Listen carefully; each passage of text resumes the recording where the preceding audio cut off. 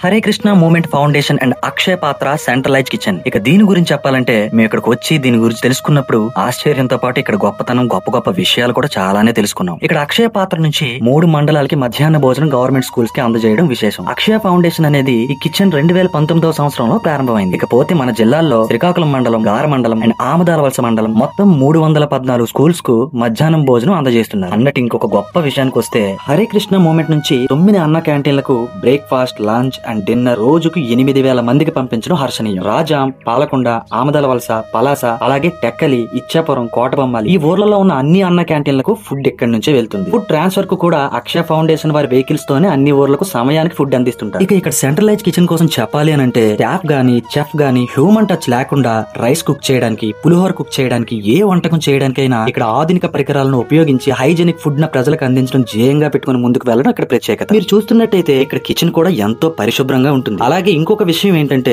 మన భారతదేశంలో 79 pan India kitchens ఉన్నాయి. అందులో ఇది 45వ కిచెన్ గా బ్రాంజ్ లో కిచెన్ ఎక్సలెన్స్ అవార్డును 2023వ సంవత్సరంలో సొంతం చేసుకుంది. ఇక్కడికి వచ్చే ఆహార నిత్యావసరాల సరుకులు స్టోర్ రూమ్ లో భద్రపరచడం అయితే జరుగుతుంది. వచ్చే సరుకులన్నీ కూడా ఒకే దగ్గర కాకుండా దానికంటూ సపరేట్ స్టోర్ రూమ్ లో ఉంచడం అయితే జరుగుతుంది. అలర్జీ ప్రతిచర్య కలిగించే వస్తువులను, ఫుడ్ ఐటమ్స్ ను సపరేట్ స్టోర్లలో భద్రపరుస్తూ ఉంటారు. పప్పు, వంట కోసం వాడే ఆయిల్ ఇలాంటి నిత్యావసరాల సరుకులు ల్యాబ్ కు పంపించి టెస్ట్ చేయడం జరుగుతుంది. ఆ టెస్ట్ లో ఈ సరుకులలో ఎటువంటి వ్యర్థాలు దాగి ఉన్నా వెంటనే వెనక్కి పంపించేస్తారు. అలాగే వాటర్ కు సంబంధించి pH వాల్యూ అండ్ TDS లాంటి పరీక్షలు నిర్వహించి అది కూడా సరిగ్గా ఉంటేనే ఆ నీళ్లను వంటకాలకు ఉపయోగిస్తారు. అక్షయ పాత్ర కిచెన్ కు వచ్చే రైస్ బ్యాగ్లలో రాళ్లు మరియు ఇతర వ్యర్థాలు లేకుండా వాటన్నిటిని తొలగించే మిషన్లు కూడా ఇక్కడ అందుబాటులో ఉన్నాయి. ఇక్కడ కిచెన్ లో మరో ప్రత్యేకత ఏంటంటే LPG గ్యాస్ వాడకమే కాకుండా వేస్ట్ ఫుడ్ ద్వారా సంభవించే బయోగ్యాస్ ను కూడా ఉత్పత్తి చేస్తారు. స్టాఫ్ కు ఎలాంటి ప్రమాదం లేకుండా ముందస్తు జాగ్రత్తలు తీసుకోవడంలో భాగంగా గ్యాస్ ప్లాంట్ అంతా కూడా అవుట్డోర్ లోనే ఉంటుంది. గ్యాస్ పైప్స్ ద్వారా లోపలికి వచ్చే విధానాన్ని ఆచరించడం ఒక గొప్ప విషయం. ఇంత గొప్ప కిచెన్ కోసం అలాగే విధి విధానాల కోసం చెప్పుకున్నాం కదా, అసలు దీని కర్త, కర్మ, క్రియ